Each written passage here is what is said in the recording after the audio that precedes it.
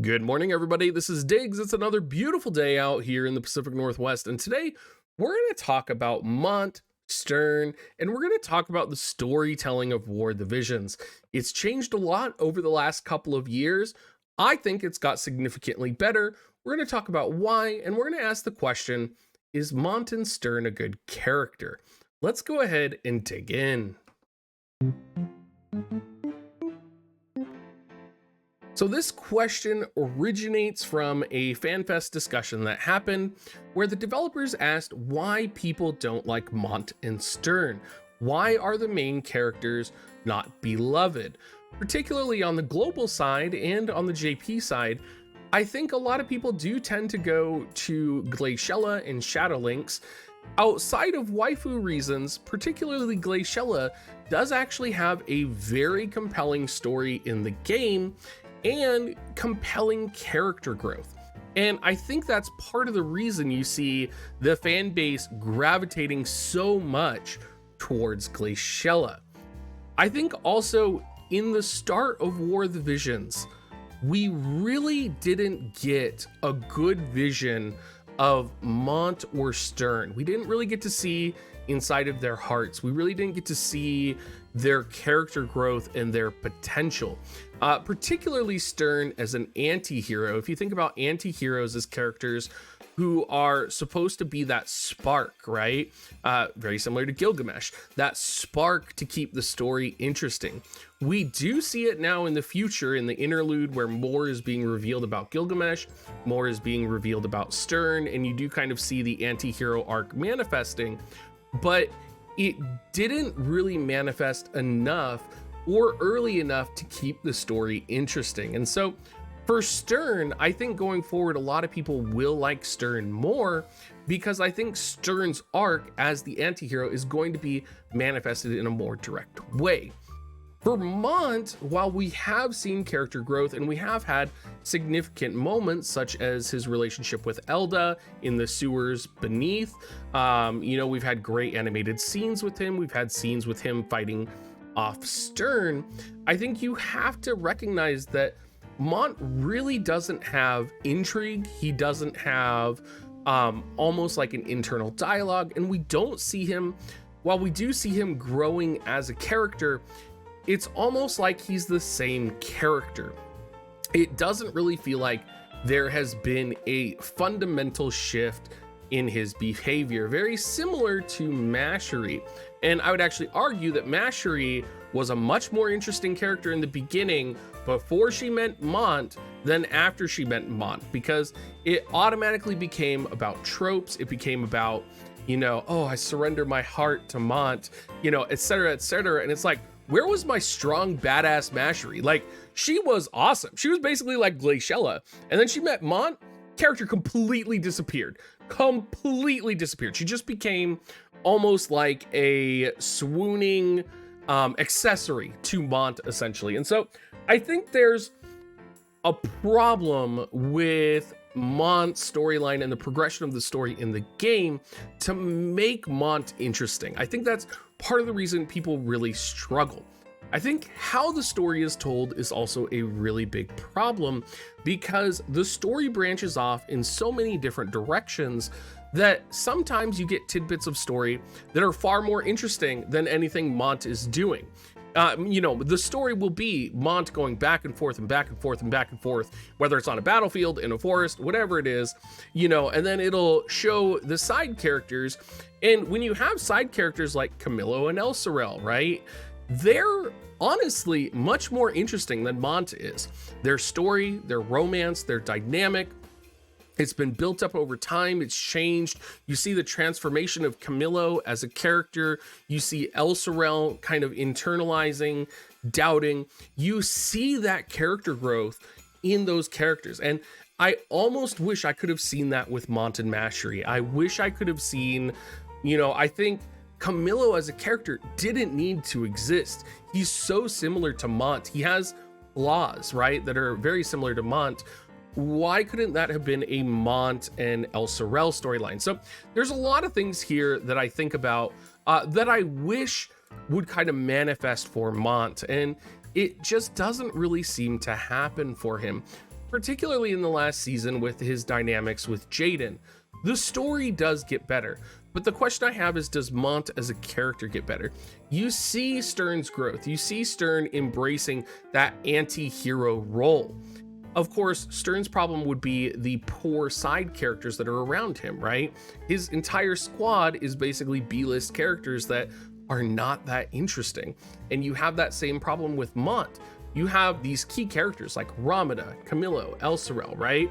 That are really great. Then you have a character like Lilith, who's okay, right? But you still kind of have to engage with them. You have other characters that are basically stealing the show, that are more interesting, that are kind of dominating the storyline. So I think there's a lot of problematic dynamics in terms of storytelling to really make Mont and Stern interesting characters. Also, you kind of have characters sharing roles, or characters that are interesting not being showcased enough. For example, I think the relationship between Helena and the rest of the Leonis group would be an interesting dynamic to kind of look into. I think the relationship between Helena and Mont would be extremely interesting if we actually got to see it. But all we get are tidbits of Helena here and there, and that interaction never happens, right? It inspires an interesting aspect to Helena's character, but it doesn't serve any interest to Mont. It doesn't really serve as a fundamental growth for the main character, or for a fundamental growth for Stern. Imagine if Helena met Stern, right? Imagine the impact that could have on the story. Imagine if Seymour, instead of being Seymour, was actually Sir O, right? You have these incredibly emotional moments in the story, like, spoiler alert, Sir O's death, right? That are catalysts for huge change, but then nothing really happens from it, right? Nothing really happened from Sir O's sacrifice. There was no vengeance. There was no, we see Helena going out and becoming the black-robed witch, right? You could argue Sir O's death was a catalyst for that, but you don't feel it as someone who is playing the game. You don't feel the indignation that Helena has. You don't feel that betrayal, right? You don't feel Stern's loss for Sir O, right? There are all of these emotions that could be available and could be present that are not in the storytelling. Instead, we get side arcs. We get side arcs into characters like Nasha, who, Nasha's a great character. Nasha's great, but Nasha's story is not interesting. Yerma, good character. Not interesting, Yerma's story. Very similarly, the only side character of kind of all those B-list characters that is actually interesting, right? You have Ramada, you have Shadow Lynx, you have Ketone, interesting characters. Out of all the other side characters, maybe Little Leela, although personally, I find Little Leela a little annoying. But it's just one of those things where, they have the capability. Their storytelling has gotten better as we have progressed. Crystal Warriors is a great example of a different type of storytelling that was fantastic, right? And you see different camera angles now. You see budget going into it. You see kind of Oberon's transformation. Imagine if Mont's transformation was highlighted the way that Oberon's transformation was. That would make Mont really interesting. That would be interesting to see the emotional growth or the emotional turmoil of both Stern and Mont. In all Final Fantasies that have really key characters, you see that emotional side. You see, Cloud lamenting. You see Squall, in particular. You see Terra, right? You see Celeste, right? You see all of these pauses. There's pauses in those games to just think and explore where the main character is at, where Stern is at, where Mont is at. And we don't get that in War of the Visions. And I think more than anything, I would like to just see just Mont. I would like to see Mont's story. We have fantastic, if you've seen the art book, we have great art of Mont as a kid. We have great art of Stern as a kid. I would love to see that. Give us some more backstory, right? Give us like this Helena and Elda backstory that we're going to be getting right now, that just released today. That's really interesting. I'm excited for that backstory. I need more of that and less of Howlet, right? Like, as great as Howlet is as a character, more of that, less of Howlet. And you think about characters like Lucia and Adelard, right, as another example of like a side story. I would say that was the first side story that released in the game that was exceptionally good, right, and that really carried into the main story in terms of seeing Adelard and seeing Lucia. Like, that's what you think about, is you think about the Adelard and Lucia story when you see these characters, particularly right now, the relationship between Salir and Lucia, right, and the fact that they're together, and you see kind of all of these relationship strings come together, but you don't see it come together for Mont. You don't see it come together for Stern. And I think that's why people are not attracted or gravitated towards Mont and Stern as anchoring characters. And even if Stern is an anti-hero, you have other characters like Seymour, right?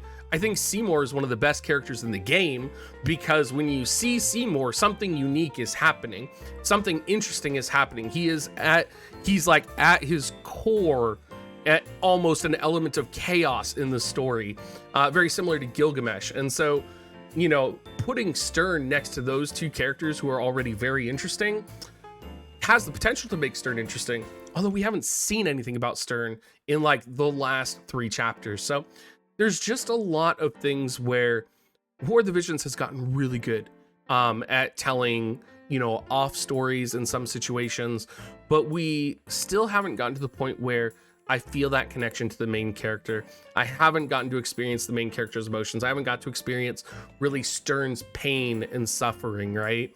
I would have loved to have seen a lot more of that in terms of connecting with the characters and really understanding their motivations and falling in love with them.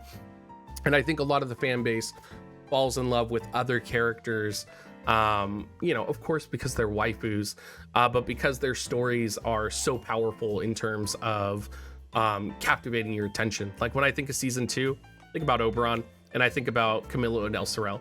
Those are the stories that I think about. I don't think about Mont at all. I don't think about Alaya, right? I don't think about Alaya's storyline.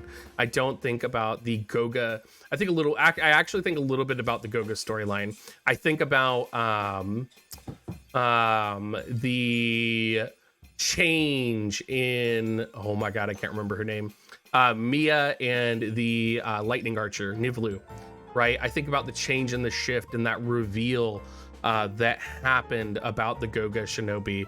I think that was really interesting. I think that's what is kind of cemented into my mind about that season, and none of that has to do with Mont or Stern, unfortunately. So I think that there is good storytelling, but the good storytelling is not happening with Mont and Stern in mind. All right, everybody, I'm curious what you guys all think down below in the comment section. This is a very loaded video. We talked about a lot of different things, and I feel like I could do a second video talking about this and talking about in depth, like all of the specific aspects that I think are good, but also bad. But I just wanted to have a general conversation. I wanted to see what you guys thought. And I hope you guys all have a great rest of your day. And as always, if you want to support me, use my affiliate link, dig.gs/coins. Come show up on stream, drop me a sub, drop me a like. I am trying to get my comment engagement up. I am trying to get my algorithm going for both WoTV and Ni no Kuni. So please leave a comment, and I'll catch you guys next time.